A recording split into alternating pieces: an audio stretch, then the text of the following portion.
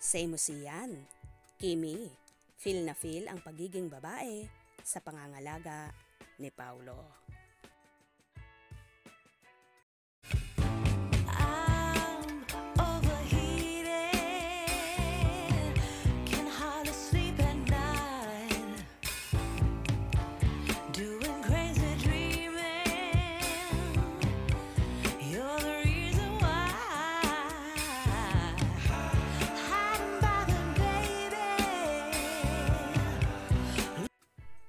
Well, kahit naman sinong babae, nag-aasam ng pagmamahal at pag-aalaga, lalo na sa kanilang nobyo.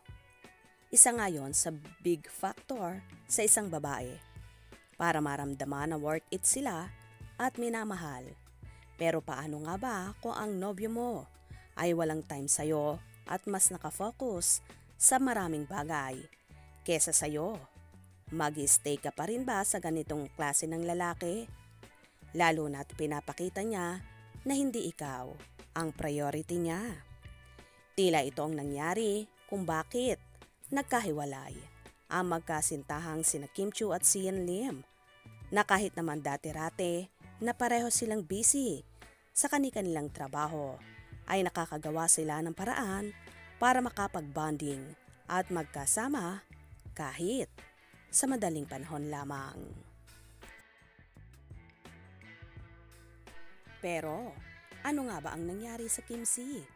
Nagsawa na nga ba si Kimi sa setup nila ni Sian na palagi na lang ganito at wala talaga sa bokabularyo ng aktor na pakasalan siya at kahit kailan hindi talaga siya ang inuuna nito?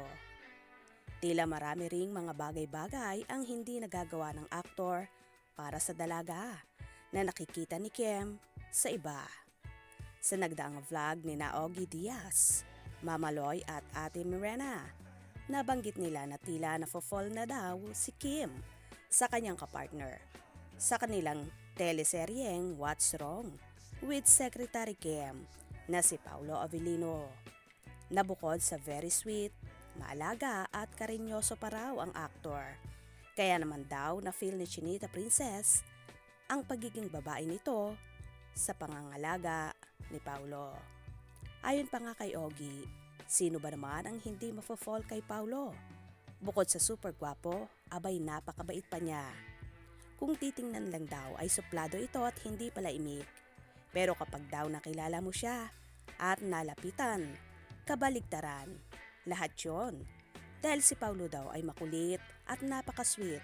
Kaya naman daw halos lahat ng nagiging lady niya ay naliling sa kanya at ibinubuyo sa aktor.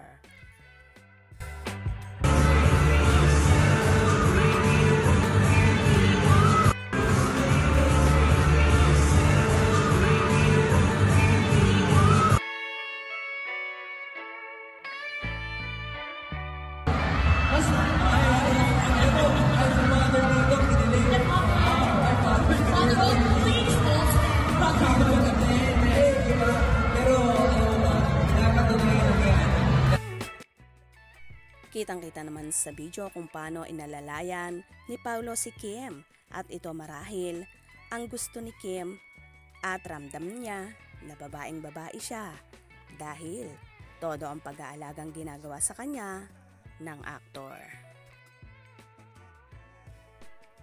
Anyway, ito marahil ang isa sa mga weapon ni Paulo na kung titingnan ay may pagkasuplado pero clingy rin pala kapag nakasama mo at hindi boring kasama.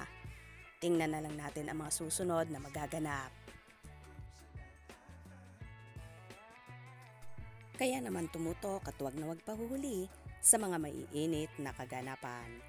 Anong inyong magiging reaksyon sa bidyong ito? Comment below.